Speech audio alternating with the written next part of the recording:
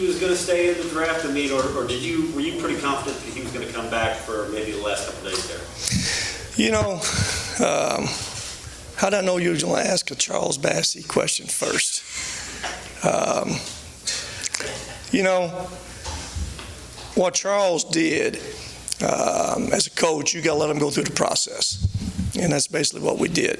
He went through all the combines and all the training. He got the pre-evaluations from the NBA.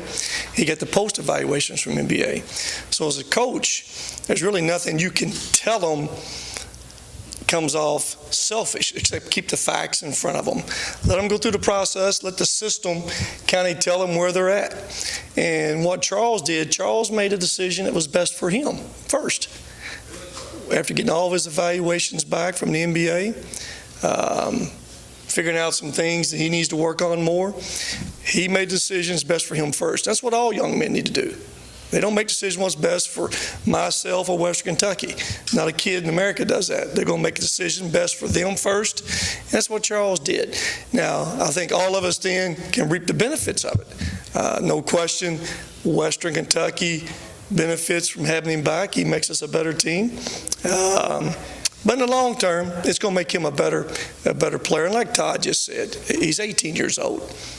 You know, we wouldn't even be having this conversation, as I told him, if he hadn't reclassified. We wouldn't be talking. We'd be talking about who's your roommate. But because he reclassified early, he put himself in that position. So, again, we're excited to have him back, and no question, he made the right decision for himself. And it went down to the wire. You know, he had a pro day that last day. That was his last day he had to get all the information, and that's why I went down to the last minute, Connie. How much do you talk with him during that process? Are you handling like for you? I mean, just any sort of communication. I understand he was out in LA, so it wasn't really close. So, I mean, what was that day like for you as the coach? Well, I mean, I was there. He had pro day that day. He had pro day in LA, and just not himself. There's 5 or 6 other pros. So probably all 30 teams were at that workout that particular day. So he had to go through the workout, and at that point, you know, he's got the information. You know, most of those teams in there was giving him some facts that he needed to hear. So I think it became real clear to him by the end of the evening. Now that he's back, how does he take his game to the next level? Well, first off, there's no substitute for experience. We all, the older we get, you don't ever get too old to learn from experiences. And for a young guy who was 17, who turned 18, and went through what he did, again now, he's a 17-year-old guy, turned 18, still was our leading scorer, 15 points a game, 11 rebounds, became conference USA Defensive Player of the Year, the only freshman on that Kareem Abdul-Jabbar Final 5 list. Only freshman. So he had a great experience. And that's kind of what we approached it. You know, how much better can you get playing as a freshman Conference USA for Western versus going back to high school? Well, there's no question that experience helped him a bunch. Now you take those experiences that you've had and you learn from them. And it wasn't what he learned from us going through those combines, some things that the NBA's pointed out to him. You know, it's very obvious he has to continue to, have that motor run every possession, which every young man does. Continue to work on those skills. Continue to work on that perimeter game, which every young man does. So again, he's still 18. He's a great young man. He's kind of person that will take those experiences he's had and get better from them. I know your expectations are the same every year, but having Charles back and just that added piece to it, how much does that affect the way that you go into this year, what you're expecting from this? Well, our expectations are going to be the same with or without him, compete for championships, as you well know. As I told him, we're going to be good with or without you. No question, with you, you make us better. But Western Kentucky is going to keep playing games. We're going to have a good team, and I believe that. But it's very obvious with him. You've got an experienced guy coming back. You've got a guy, and I say experienced, you've got a guy who's been through some things now. And what he's gone through with this draft choice and the combine, it's all going to make him better. So, like all of us, you guys who are there, Dominique deserved us. But you guys already know the expectations we have. We expect, and we've created expectations no matter who we play, where we play them at. Western Kentucky has a chance to win. And that's good. That's good. That don't mean we're going to win every game, but that's where those expectations are. And as a coach, as a player, that's what you want. You want that no matter who you play, where you play them at, you have a chance to compete and win. And again, I know this, as Coach, as Todd talked about, for the first time, I guess, in school history, we sold out every ticket preseason. Well, let me tell you what comes with that. When they walk in that gym, no matter who we're playing, whether it's Wisconsin or anybody else, our fans expect us to win. I like that. That's what expectations are for. I don't run from that. But again, does that mean we're going to win every game? Absolutely not. We're going to try to. But I like where our expectations are. And again, we're going to try to keep them there. Coach, it seems like... Got you right here. Aside from obviously winning a bunch of games, what is it going to take to get this team to the NCAA tournament? Make one more shot. That's what a fine line it is. 2 years in a row, we've been in a championship game. Year before last, we have 2 shots to win it, correct? Under 10 seconds ago. This past year, it's very obvious. We had to grind out some games. We didn't shoot it consistently well. We had a couple guys, we had a freshman young man who got hurt, didn't play all season for us, Jeremiah, a shooter. Then we lose Merrick for the whole season. We had much depth over there. And again, we just didn't shoot the ball consistently. But even with that said, we should have won the league and won the tournament.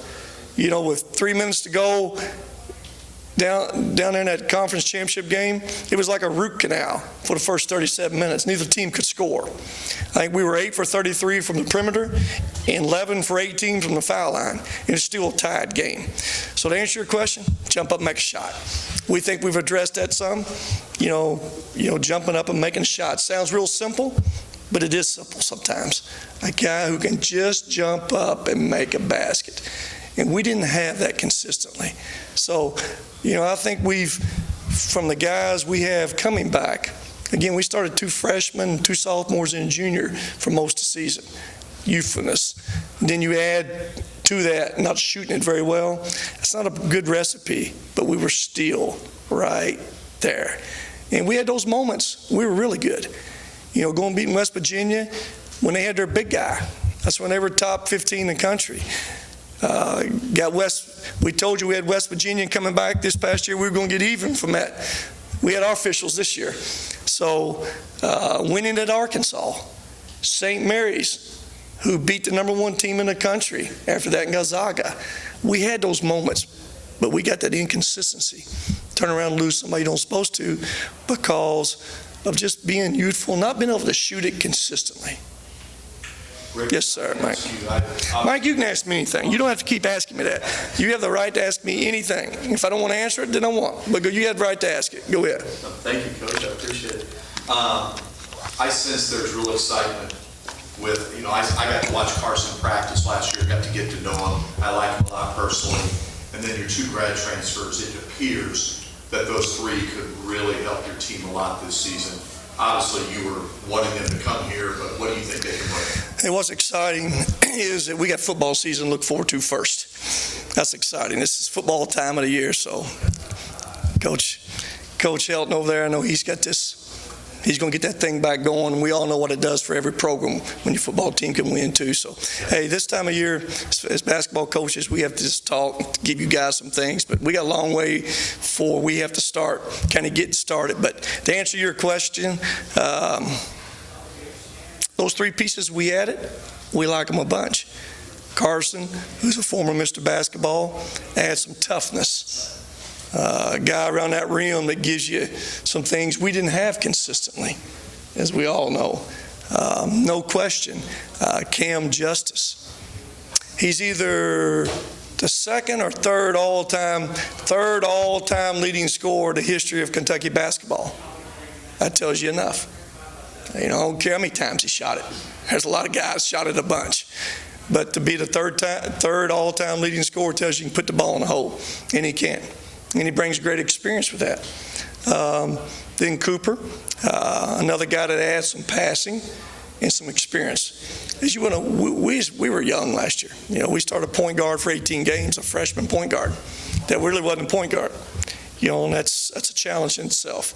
So we've added some experience. We've added some guys who can pass and shoot, and adding Carson, the guy who set out, gives us some toughness too, and a guy who can score. Go ahead. Yeah, all right. I think Cooper will, get the waiver and be eligible for this year. Yes, sir. Rick, for you, a lot of times in the off season since you've been there, the roster's a little bit of a fluid situation to have so many. What'd you say? A little bit?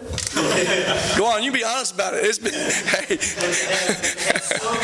have so many guys back that you've worked with before, you've coached before. How has that changed things? This is my first season, right here. I've had some guys back in the program, so you'll remember first time I walked out of my press conference, everybody knows what we went to. And at the end of that season, how many guys came back? How many guys we had back from a second year? Justin. Remember, we got him back with a bum knee and 40 pound heavier because his football experiment. One guy. We added some fifth-year guys. In the third year, basically, it was starting over again this past year. Only experienced guy we had coming back who played was who? Tavion. Then you had Merrick off the bench who played some. Then we lose him for the season. Conference play. So this is the first season I've got a little bit of continuity. And I've said this all along. And Coach will have his same experience and challenges that you guys got to understand. You don't get good till you get continuity in your program. Where you got some guys you can graduate and get rid of and get some other guys coming on. For the first time, I like where our program's at there. For the first time, I had an opportunity to look at some juniors in recruiting. I never had a chance to do that. I mean, it wasn't even a chance to really recruit some upcoming seniors. It was trying to get something immediately. So for the first time, I really feel like that our recruiting's catching up. I think we're getting some continuity into our recruiting, and that's always a good thing. Because there's experience and depth, do you change the approach? Maybe having more, physicality in practice and how you want to play. Do you do much changes this year because you have an experienced approach? Hey, Dominic, there's one experience that's always consistent. Just get the W. No matter how you play. Naturally, when you have a few guys back, it allows you to move on a little bit. And we have that. You don't have to start as much basic stuff. Last year, it was real basic for a long time. And again, some of those guys, remember, we didn't have Charles for most of the fall for practice. We didn't have the kid from Mississippi, 0, Galen Smith. He got hurt, 0. We didn't have Jeremiah at all season. So even in practice, it was different. So for the first time, at this point right now, we got the most experienced, healthy group that we've had, and that's a good thing.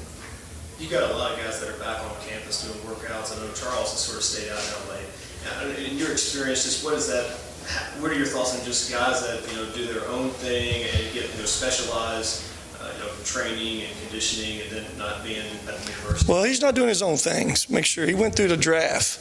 Since then, I've kind of shut him down a lot. He needs to get some rest. But that's what basketball is about. If a guy can go somewhere and get better on his own, that's okay too. But he went through experiences of all this spring that every player wants the opportunity to go through. If that's called specialized, letting him specialize and going through the draft and all that, that's what they all want to do. And you have to let them do that. But Charles is basically, trying to get him some rest, and we'll get him back here in July and get him going. Rick, how are you doing in regards to your back?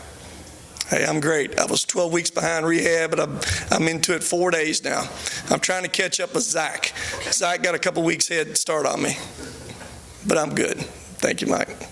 Nikita Johnson's down at Austin Peay now. What other staff changes do you anticipate? Just trying to figure it all out. Really haven't made no final decisions, but we'll have some decisions here real soon.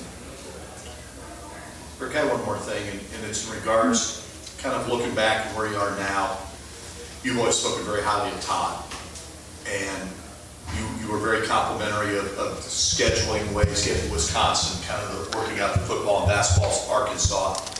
Is your feelings about him the same, more fortified, having worked with him, or just how impressed are you with him? Todd's a coach's AD. I can just tell you that. And what do I mean by that? He's a guy that tries to do everything he can and gives you every opportunity of the resources that within our means to be successful. And as a basketball coach, that's all you ask. Now, he has a really challenge, and we work together on this, but I may put it all off on him now, scheduling, because it is not easy. He deserves all the credit for the Louisville series. For those who don't know, we play Louisville next year. We have them in Nashville, I think November the 29th. Then we come back to Louisville the following year. Then we got Louisville and Diddle, then back up here. It's a 4-year series. But Todd deserves all the credit for that. He tied in a football, basketball deal and got it done. Kind of the same way with Arkansas. We got Arkansas coming back to our place December the 7th or so. Those games are not easy to get. I wish they were. Just not easy.